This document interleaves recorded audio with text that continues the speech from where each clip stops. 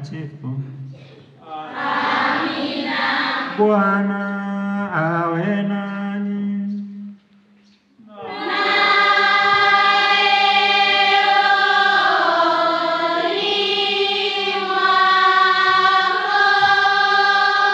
Wapendwa, sisi ambao ni mahujaji katika matumaini, tunaendelea na hija hiyo kuelekea nyumbani kwetu halisi, yaani mbinguni kwa Baba. Tukiwa katika maadhimisho ya jubilei kuu ya miaka 2025 ya Ukristo, msalaba huu wa jubilei umefika hapa tunapoishi katika jumuiya yetu.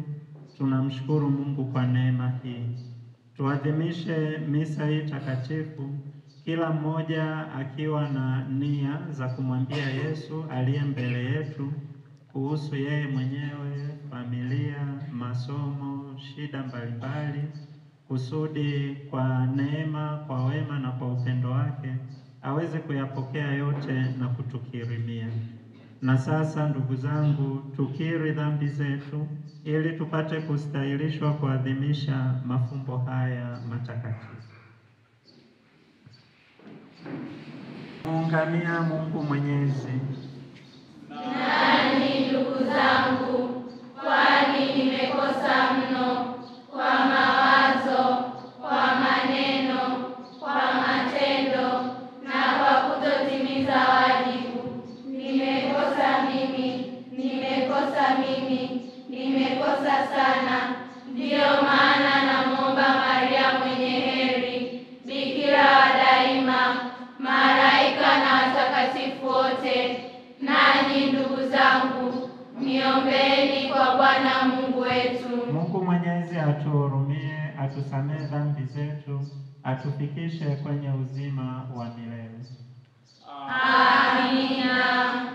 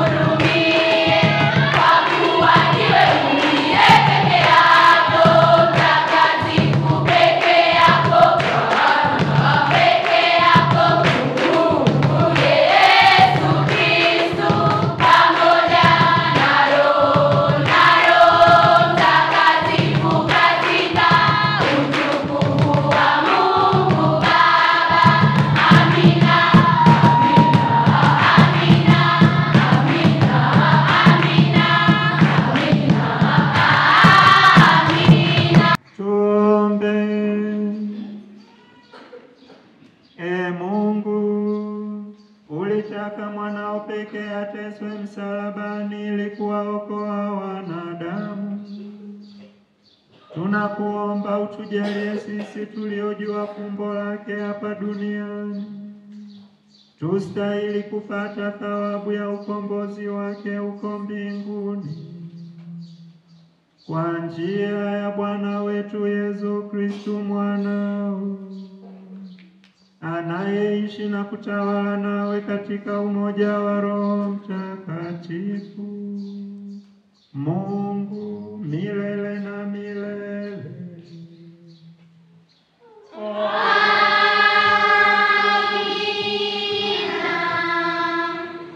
Somo la kitabu cha Hesabu.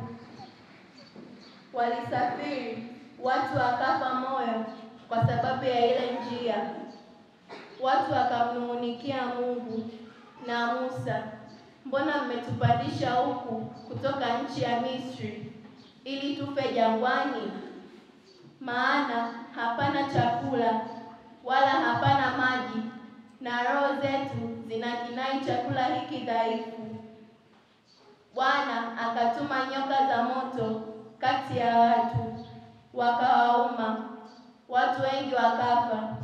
Watu wakamwendea Musa wakasema, tumefanya dhambi, utuombee kwa Bwana atuondolee nyoka hawa. Basi Musa akawaombea watu. Bwana akamwambia Musa, jifanyie nyoka ya shaba, ukaiweke juu ya mti, na itakuwa kila mtu aliyeumwa aitazamapo ataishi.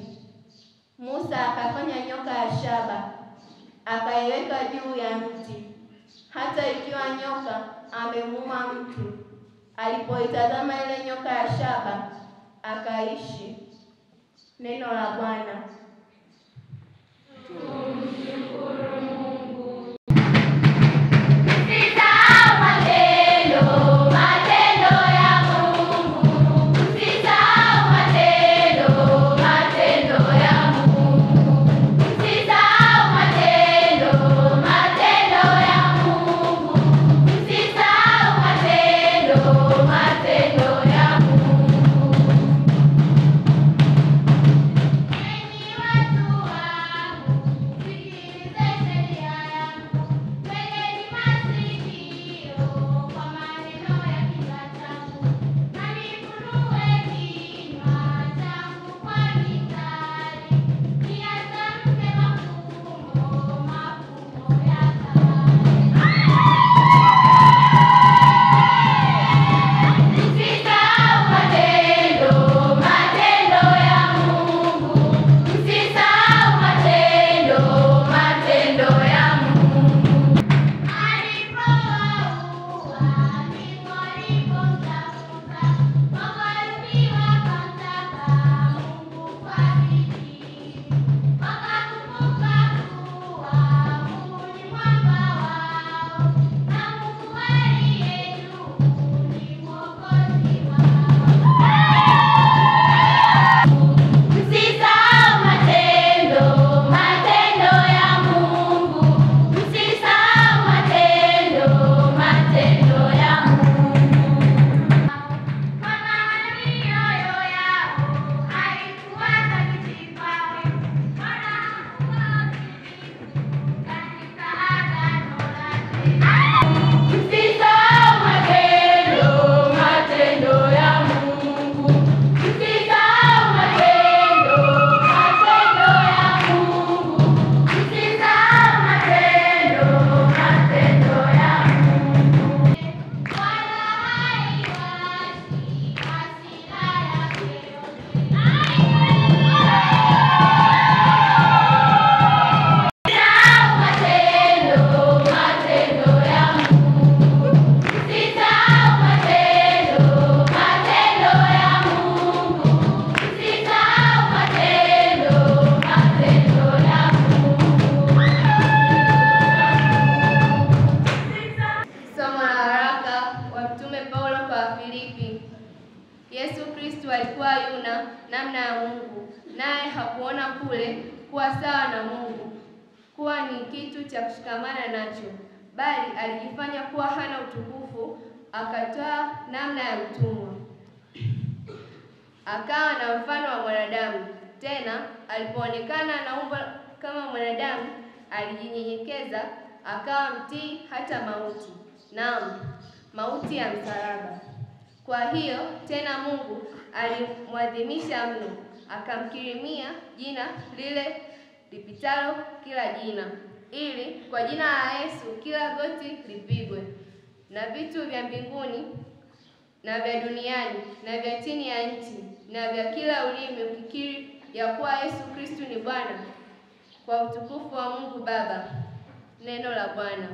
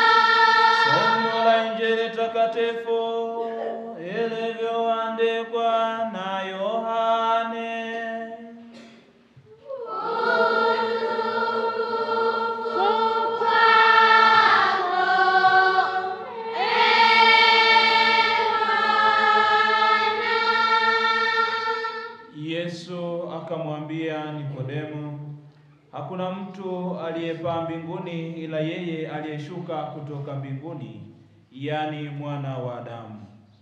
Na kama vile Musa alivyomwinua yule nyoka jangwani, vivyo hivyo Mwana wa Adamu hana budi kuinuliwa, ili kila mtu aaminie awe na uzima wa milele katika yeye. Kwa maana jinsi hii Mungu aliupenda ulimwengu hata akamtoa mwanawe wa pekee, ili kila amwaminie asipotee, bali awe na uzima wa milele.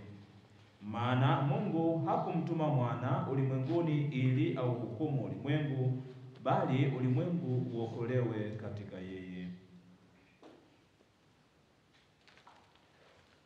Neno la Bwana.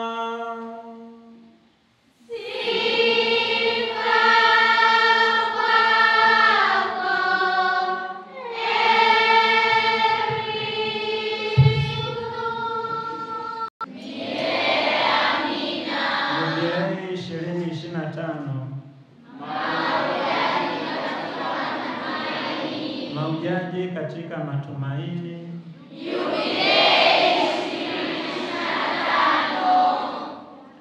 Wapendwa, kutoka katika kina na marefu na mapana ya upendo wake, Mungu aliumba mbingu na dunia, na kila kitu alichokiumba, tazama, kilikuwa chema kabisa. Baada ya kuyaandaa mazingira yote vizuri, Mungu alimuumba Adamu na akamwona huyu bwana vipi, mpweke, mnyonge.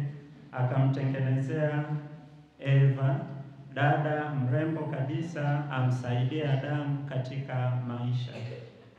Kila kitu kilikuwa safi, kipo katika amani. Eva, sijui ilikuwaje, akajikuta peke yake siku hiyo, na nyoka akamshawishi.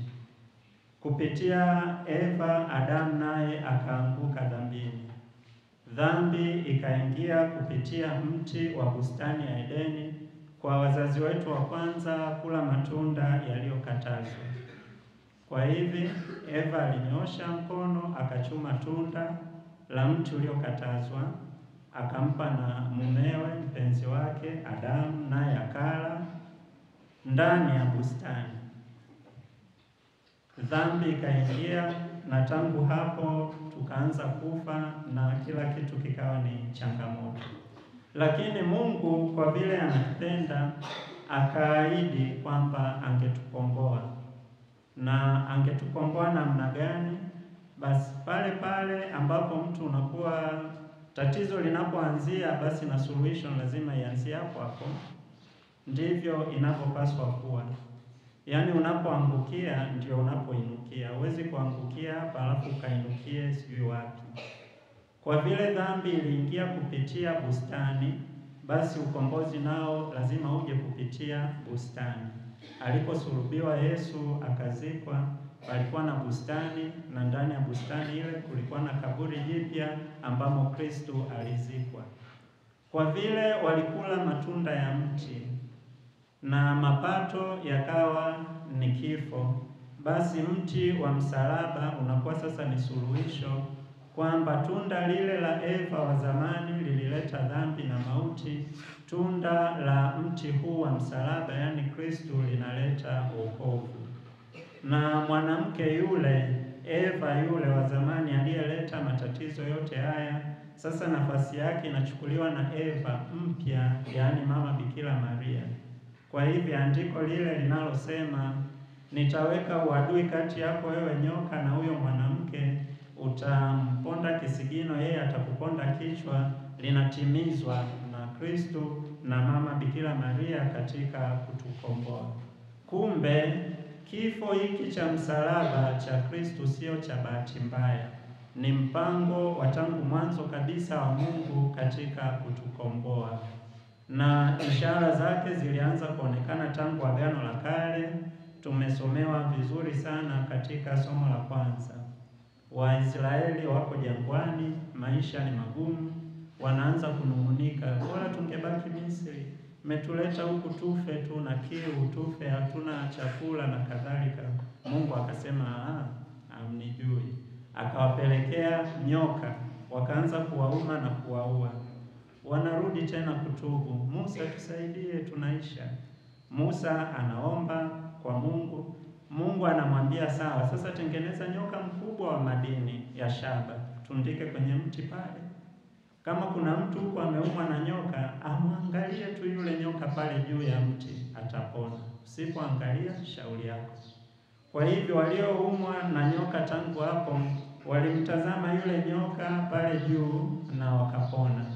Nyoka yule ametundikwa kwenye mti. Ilikuwa ni alama ya baadaye kwamba Kristo naye angetundikwa kusudi watakao muangalia wapone. Kila mtu ajitahidi basi kumwangalia Kristo aliyetundikwa kwenye mti kusudi apone, kusudi aishi, asife. Sasa tunapotazama msalaba wa Kristo tunaona nini hapo? Tupo tunaoiona sanamu, lakini tupo ambao tunaenda zaidi ya sanamu na kuona mambo mazuri na makubwa zaidi. Tunamuona Yesu mwenyewe. Kwa hivi tusishangae na kusema mbona sanamu? Tunaabudu sanamu sisi, wala hicho ni kielelezo ambacho kimebeba ujumbe mkubwa zaidi ya macho ya kawaida ambayo tunaona hapo. Ni kama vile tunapokuwa tunatazama picha za wapendwa wetu ambao labda tumewakumbuka sana, tumewamisi, wako nyumbani. Labda ni picha ya mzazi wako au ya rafiki yako, na picha hizo tunazo mabwenini huko. Tukiwakumbuka huwa tunawaangalia, na afadhali ziwe za wazazi au ziwe za kaka na dada zetu tulioacha nyumbani. Pengine ni picha hata hatujui ni za kina nani. Unajua wewe, unapozitazama wakati mwingine unajikuta hadi unatoka na machozi. yaani ulivyomkumbuka mtu huyo. Sasa kwa nini unahangaika na karatasi tu unayoitazama? Karatasi ambayo unaweza ukaichana vipande vingi tu ukaitupa huko, na hata mwenzako akikuuliza hasemi hii picha ya nani, wala atasema huyu kwenye picha hii ni nani, au ni mpenzi wako, huyu ni mama yangu. Hivyo unaona ni yule yule ambaye kimsingi hayupo, ila unakuwa naye kupitia picha ile. Ndivyo ambavyo macho yetu yanatakiwa kuwa tunapoutazama msalaba wa Yesu. Tusiishie kwenye ile picha. Kwenye picha tunamuona mhusika, basi tunapotazama msalaba huu tumuone Yesu mwenyewe, msalaba ukituelekeza jinsi alivyotukomboa kwa mateso makali kiasi hiki kwa sababu ya upendo. Hata tunapojifunza jiografia, labda huko madarasani ziko ramani tulizozitundika, ramani ya Tanzania, na mwalimu anakazana kabisa kukwambia ili hapa ziwa Victoria, na wewe unakubali. Yaani darasani Mibiki Mitali St. Teresa unakubali kwamba pana ziwa Victoria kwenye ukuta limetundikwa. Na mwalimu ategemei kwamba kwa vile ziwa hilo amekuonyesha ziwa Tanganyika, basi utabadilisha nguo, vae za kuogelea, ujitupe hapo uogelee. Lakini ambacho anajaribu kukifanya mwalimu ni kukufungua tu akili yako uone kwamba kumbe nchi yetu ipo namna hii, na ukitaka kufika mji wa Mwanza basi uelekeo ni huu, ukitaka kwenda Songea uelekeo ni huu. Kwa hivyo ni vielelezo ambavyo vinatupa uelewa. Ndivyo ambavyo tunakuwa na uelewa huo tunapokuwa mbele ya sanamu hizi za Yesu, za Mama Bikira Maria na za watakatifu. Kwa hiyo wapendwa, tuwe na macho ya kiroho na tumuone Yesu. Tukiisha kumuona Yesu tufanyaje? Tumwabudu Kristo, mwana wa Mungu. Tumshukuru na tumuombe kwa yote ambayo tunayahitaji, na yeye kwa vile anatupenda atatukirimia. Tazame, amefungua mikono hapo msalabani. Maana yake anatualika wote, njooni. Yaani wao come to me, njooni. Mwambie mwenzako twende kwa Yesu. Ndio. Hapo pana majibu ya kila kitu.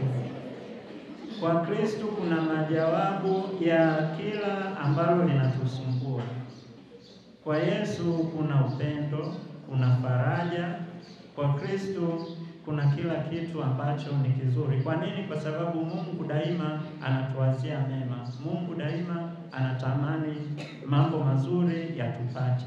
Hajatuumba tuteseke, ametuumba kusudi tuweze kufurahi hapa duniani, na katika furaha hiyo takatifu tuje kufika nyumbani kama mahujaji wa matumaini, yaani kwake mbinguni.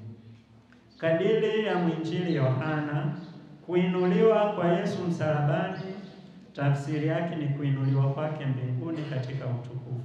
Kwa hivyo injili ya Yohana daima inamwelezea Yesu aliye msalabani kama mfalme, yaani msalaba unakuwa ni kiti cha enzi cha utawala. Yesu anatawala kutoka msalabani. Na Yohane anatusimulia fumbo kubwa la sakramenti ambazo zinazaliwa kutoka ubavu wa Yesu ulipofunguliwa kwa mkuki hapo msalabani na yule askari. Tazama, Yesu alisulubiwa saa 6 Ijumaa Kuu, saa 9 akawa ameisha fariki. Aliteseka masaa 3 juu ya msalaba. Sasa kwa vile Sabato inaingia jioni, hao watu wakiendelea kubaki juu ya misalaba hapa watatuharibia sikukuu. Kwa hivyo ni lazima wafe tuwaondoe msalabani kabla jua halijazama. Na hawafi. Tutafanyaje? Wakamwambia Pilato, turuhusu tuwafunje miguu wafe mapema. Akasema sawa. Kwa hiyo wakaenda wakamvunja miguu yule wa kwanza, wakamvunja miguu wa pili.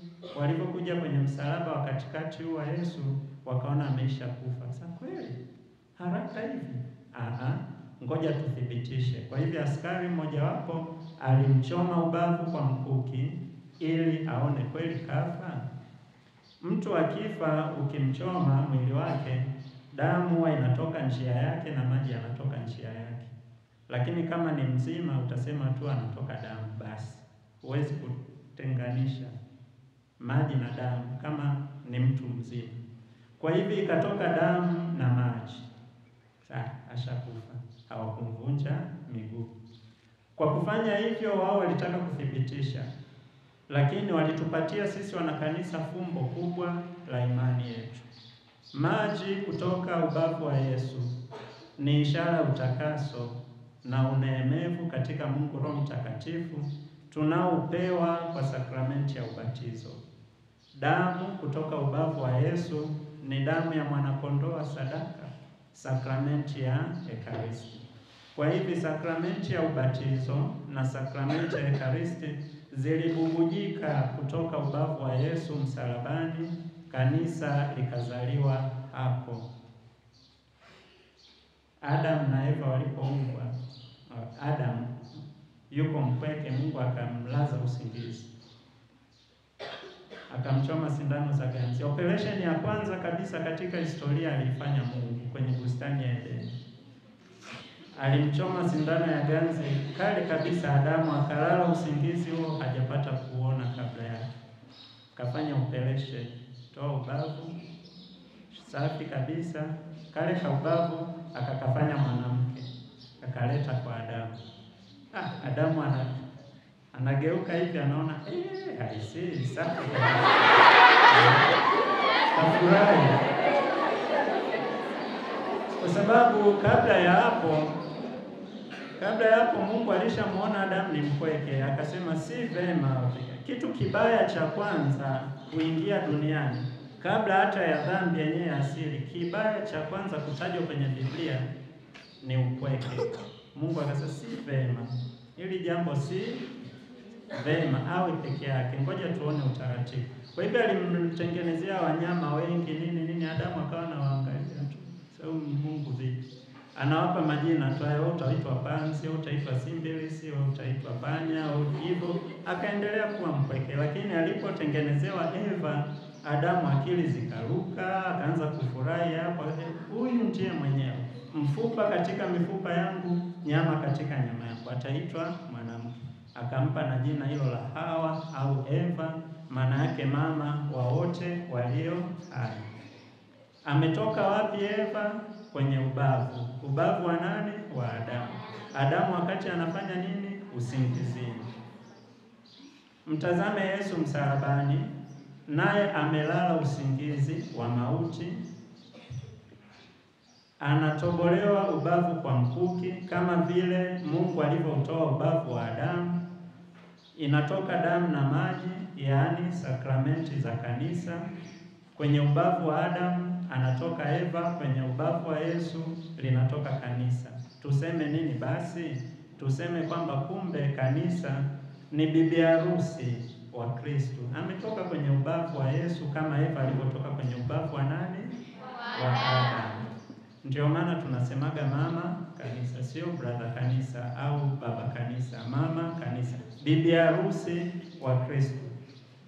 Kutoka ubavu wa Yesu Kristo zinatiririka sakramenti ambazo zinatupa neema, zinatupa uzima, zinatupa utakaso.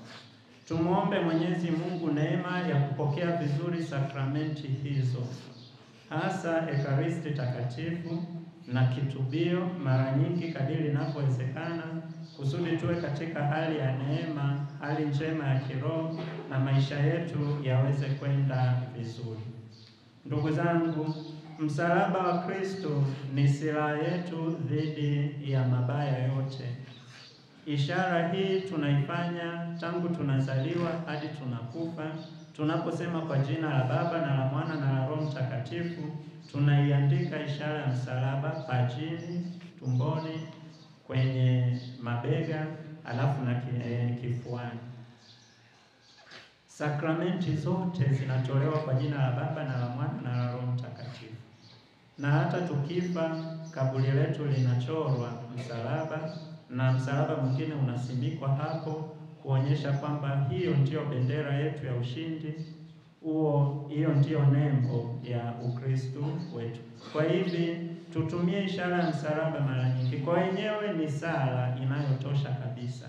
Ukisema kwa imani kwa jina la Baba na la Mwana na la Roho Mtakatifu, unakuwa unautukuza Utatu Mtakatifu wa milele, ukiyataja majina hayo makubwa kabisa ya Mwenyezi Mungu. Ndugu zangu, mwaka huu wa jubilei 2025 kanisa limetumia kauli mbiu hiyo kwamba sisi ni mahujaji ambao tuna matumaini. Mahujaji ni watu wanaofanya hija, na hija inahusisha kutembea ili kwenda mahali maalum kwa ajili ya kusali na kukutana na Mungu. Kwa hivyo maisha yetu tangu kuzaliwa hadi kufa ni safari. Maisha ni safari. Kuna milima, kuna mabonde. Kwa sababu hiyo tunaambiwa kwamba tuwe na matumaini, na matumaini yetu hayo yapo katika Yesu Kristo aliyeteseka msalabani, akafa kwa ajili yetu kusudi sisi tuupate ukombozi. Matumaini yetu basi yatupeleke kwa Kristo, na tumwachie yeye yote ambayo yanatuchanganya katika akili zetu. Tumwachie yeye yote ambayo tunaona hatuyaelewi vizuri, na kwa neema yake, kwa faraja yake atatusaidia. Tumkabidhi nafsi zetu Yesu leo. Tumkabidhi masomo yetu kwa sisi ambao ni wanafunzi. Tumkabidhi shughuli zetu zote kwa sisi ambao tuna wajibu na majukumu mbalimbali. Tuwaombee hata marehemu wetu toharani, kusudi kwa kifo hiki kitakatifu sana cha Yesu Kristo yote yawe ni heri, na mwisho kama tulivyo hivi kwa pamoja tuweze kumlaki Bwana na kufurahia heri ya milele mbinguni. Msalaba wa Yesu utusaidie. Tumsifu Yesu Kristo. Milele amina. Baba Mwenyezi asikilize kwa wema sala na maombi yetu kwa ujumbe wa Yesu Kristo Bwana wetu. Maombi yangu na yafike mbele zako, Bwana. Bwana, utegee ukelele wangu sikio lako. Tunaombea viongozi wa kanisa, Baba Mtakatifu, maaskofu, mapadri, watawa na makatekista. Yesu, uwajalie afya ya roho na mwili katika maisha yao. Tuombe. Maombi yangu na yafike mbele zako, Bwana. Bwana, utegee ukelele wangu sikio lako. Tunaiombea nchi yetu ya Tanzania, rais na viongozi wote walioko madarakani. Yesu, uwajalie nguvu ili waweze kuongoza nchi yetu kwa haki na amani. Tuombe. Maombi yangu na yafike mbele zako, Bwana. Bwana, utegee ukelele wangu sikio lako. Utujalie roho ya ukarimu, utuhimize tusiwanyime msaada wenzetu, wale wote wasiojiweza. Tuombe. Maombi yangu na yafike mbele zako, Bwana. Bwana, utegee ukelele wangu sikio lako. Tunawaombea ndugu zetu marehemu wote. Yesu, uwajalie neema kufika kwako na uwasamehe dhambi zao zote. Tuombe.